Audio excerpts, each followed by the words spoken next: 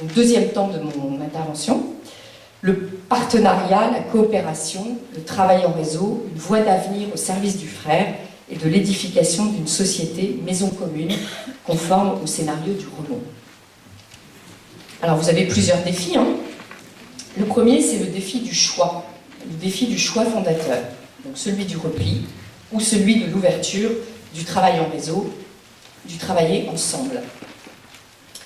Donc à quelle fin, en fait, vous devez faire ce choix?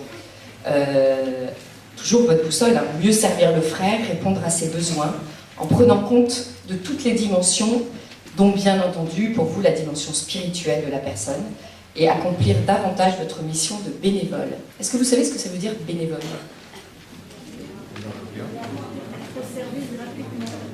Ah, évidemment, j'en peux pas. Voilà, vouloir le bien, c'est un mot latin, ça veut dire, voilà, ça vient de vouloir le bien. Ça fait du bien de l'entendre de temps en temps. Voilà, rejoindre la personne là où elle est, son entourage, rejoindre ses proches. Personne ne possède personne. Donc le défi du choix, c'est être connecté aux mutations sociétales et aux évolutions des politiques publiques. Faire seul n'est plus possible, ce serait la tentation de la toute-puissance, sûrement, de vouloir faire seul. C'était le premier défi, le défi du choix fondateur. Le deuxième défi, c'est le défi de l'altérité. La question essentielle pour vous, c'est qui est mon frère que vous désignez dans votre titre? Celui qui souffre, sans doute, vous allez me répondre spontanément, celui que vous allez visiter. Son entourage, sa famille, ses proches, ses amis, mais également, peut-être, tous ceux qui sont concernés par ses soins, son accompagnement. L'enjeu du faire ensemble, c'est de ne pas être juxtaposé, mais de faire corps et cœur autour de la personne, c'est-à-dire la fraternité tous azimuts. Et si je considérais aussi l'infirmière, le médecin, l'aide-soignante, l'aide ménagère comme mon frère, voilà, pour me rendre plus proche de celui que je veux aller rencontrer. Donc c'était ce que je discernais dans les deux défis qui sont devant vous. C'est quoi les bénéfices finalement du faire ensemble? Les bénéfices, c'est de mobiliser l'intelligence collective pour faire face à des situations de plus en plus complexes. Vous en avez cité un certain nombre ce matin dans vos questions, des situations vraiment inextricables, pardon. Et voilà, on ne peut pas être seul face à des situations comme ça. C'est évidemment de mobiliser, de combiner des ressources diversifiées, des ressources professionnelles, technologiques, des ressources bénévoles, des ressources, des compétences multiples et variées. Dieu sait si les métiers du secteur sanitaire et social sont très divers en France. Voilà, donc faire appel aux compétences de chacun. Un autre avantage, c'est d'améliorer la qualité de l'intervention et de l'accompagnement, puisqu'on est à plusieurs. Peut-être de s'épuiser moins aussi. De lutter contre une certaine solitude face à des situations complexes, se former, s'informer, se ressourcer, échanger des pratiques. Voilà les bénéfices du faire ensemble. Alors maintenant, finalement, de quoi s'agit-il travailler en réseau? Et quelles conditions? C'est quoi un réseau? Alors, je suis allée regarder dans le dictionnaire, bien sûr, et je ne pense pas que cette définition va vous satisfaire. Elle est assez péjorative. Selon le Petit Larousse, un réseau, c'est un ensemble de personnes qui sont en liaison directe ou indirecte en vue d'une action clandestine. Mais pour vivre heureux, ils vont cacher. Voilà. Il va de soi que la notion de réseau, au sens où nous l'entendons et vous l'entendez, n'a rien à voir avec cette idée de complot et de clandestinité. S'il fallait en proposer une plus juste, nous pourrions dire qu'un réseau, je vous donnerai mon texte, est un ensemble de personnes ou de groupes qui, ayant des centres d'intérêt, des engagements, des responsabilités communs, se relient pour poursuivre ensemble certains objectifs. Très générale, cette définition présente l'avantage de s'appliquer à n'importe quel type de réseau, quel qu'en soit le but ou la notoriété. Ce qu'on peut noter, c'est que c'est un réseau, un système organisé de relations entre acteurs. Autrement, c'est un réseau informel, mais il peut exister aussi. Des gens qui sont situés à distance. Autrement, c'est un travail en équipe. Voilà, quand vous êtes dans une équipe de soins, dans une équipe professionnelle, vous êtes reliés quotidiennement les uns aux autres. Le réseau, c'est des gens qui sont à distance, qui ne se voient pas forcément quotidiennement. Le réseau, il nécessite d'être engagé dans une durée souvent indéterminée. Il a besoin de mettre en œuvre des relations, des coopérations nécessitées par leur interdépendance. Chacun a besoin de l'autre pour réaliser sa mission. Et Et ça, il faut le nommer avec la personne avec qui vous travaillez. De quoi j'ai besoin, qu'est-ce que je peux t'apporter, qu'est-ce que toi tu peux... C'est le don et le contre-don, finalement, un petit peu, la notion de réseau.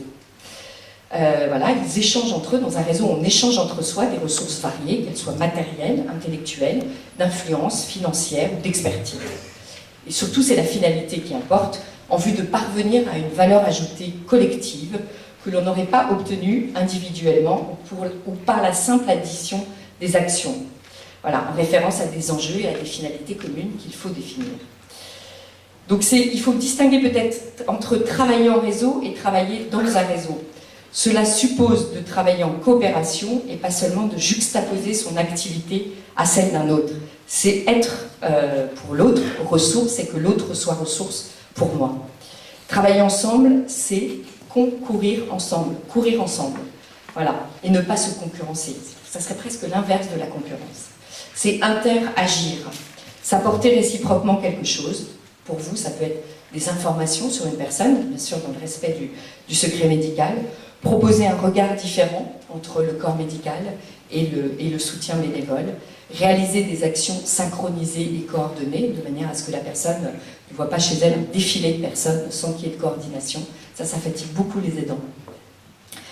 Voilà, il y a une définition, parce qu'il existe une coordination nationale des réseaux de santé, qui propose la définition suivante et qui est intéressante.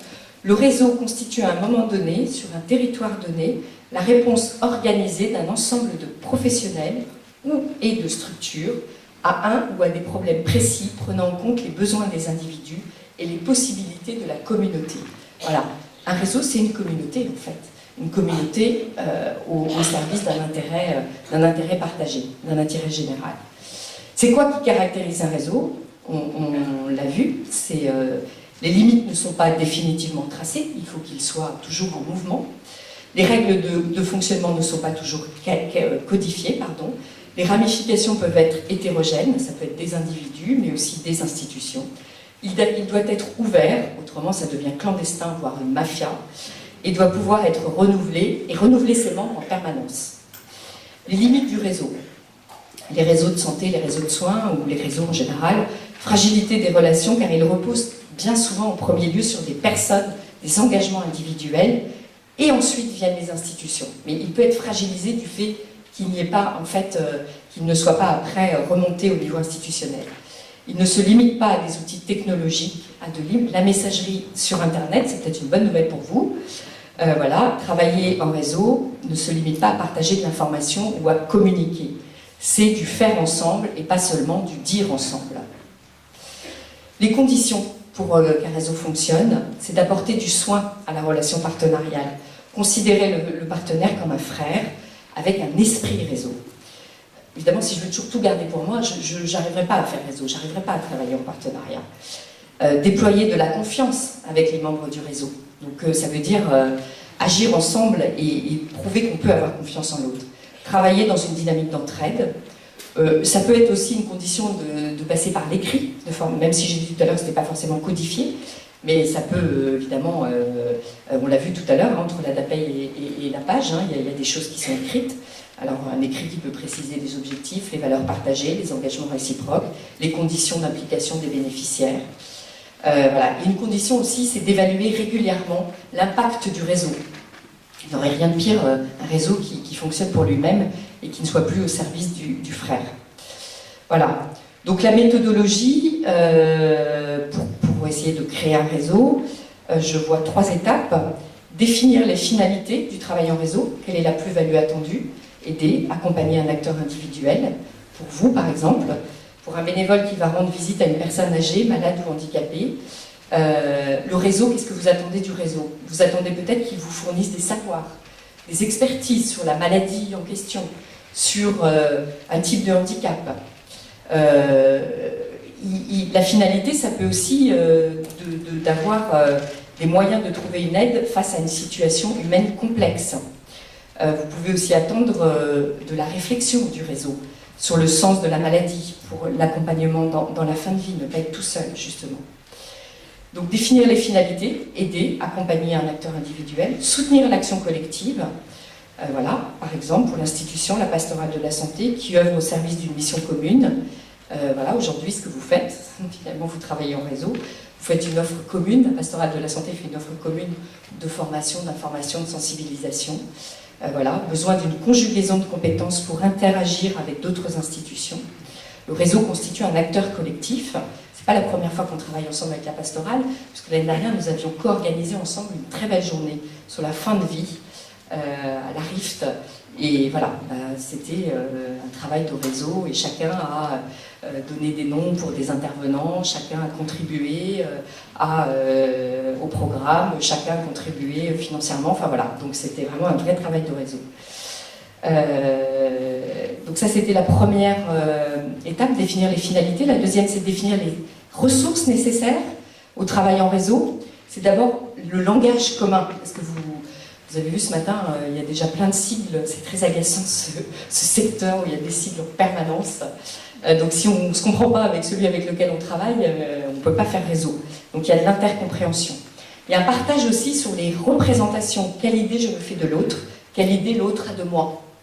Donc ne pas avoir peur au démarrage de dire ah bah tiens ceux-là c'est des purs laïcs, ou au contraire ceux-là c'est des...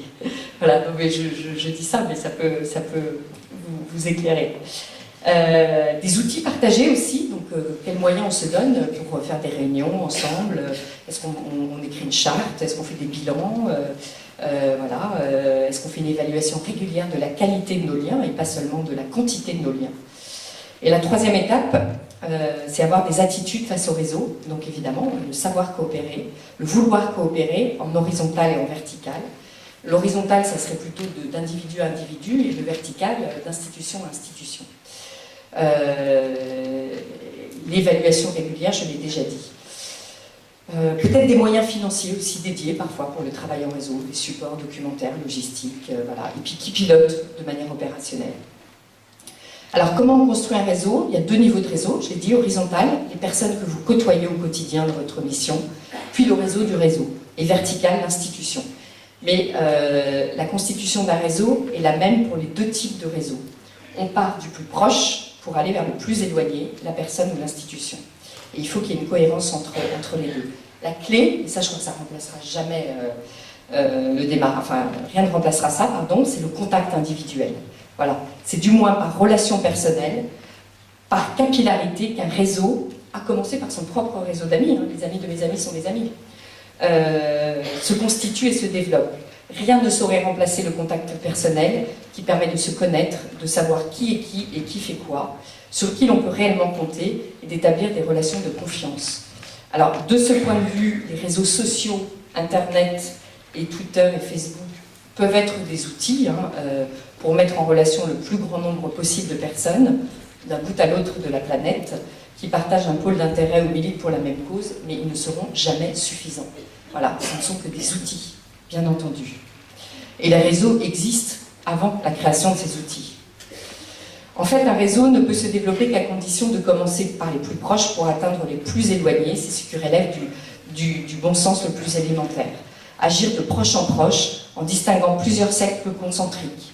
Et généralement, une méthode efficace, le premier cercle, vous, les membres du réseau eux-mêmes, s'attache à conquérir un second cercle, plus nombreux, de personnes extérieures qui partagent les mêmes objectifs et sans lesquels il serait impossible de toucher le très grand nombre d'indécis qu'on peut raisonnablement espérer convaincre, le troisième cercle. Voilà. Donc le travail qui est devant vous aujourd'hui, c'est... Attendez, je ne suis pas perdue dans les feuilles, non, c'est bon. C'est d'explorer les finalités recherchées, les plus-values attendues pour la pastorale de la santé, ses bénéficiaires, directs ou indirects, d'un travail en réseau pour réaliser sa mission dans un environnement, je vous l'ai décrit très rapidement, qui est en perpétuelle mutation. Peut-être aussi, d'un point de vue méthodologique, de réaliser une cartographie des partenariats déjà existants. Vous en avez tous, soit individuellement, soit de manière institutionnelle, au sein de l'Église ou au-delà de l'Église, vous avez déjà des partenariats existants. Après, de réaliser un inventaire des partenariats à développer, qui vous avez envie de toucher. Voilà. Et définir ensuite une stratégie d'approche et de déploiement des partenariats. Pourquoi, avec qui, comment. Et puis, sans doute d'élaborer des outils tels que je vous les ai décrits, des chartes, des évaluations régulières, se doter de moyens. Je me disais aussi, oui, ça j'ai rajouté à la main ce matin, le travail qui est devant vous, c'est aussi d'affirmer votre légitimité en tant que bénévole. Voilà, soit vous êtes... c'est pas facile d'être bénévole en fait, hein. Surtout dans le monde très professionnalisé dans lequel vous êtes, avec les médecins, les infirmières, des aides-soignantes, voilà, tous les services d'aide à domicile. Donc voilà, d'affirmer votre légitimité en tant que bénévole et votre complémentarité, en fait, et non votre concurrence, je l'ai dit, avec les professionnels. On voit bien parfois dans le travail social les travailleurs sociaux qui craignent un peu les bénévoles parce qu'ils ont peur qu'on leur prenne leur place. Or, il faut vraiment toujours réajuster la place de chacun. Ça, c'est important. C'est vraiment très important. Voilà. Donc, et là aussi, il faut écrire des choses pour que ça puisse se faire de manière satisfaisante pour tout le monde.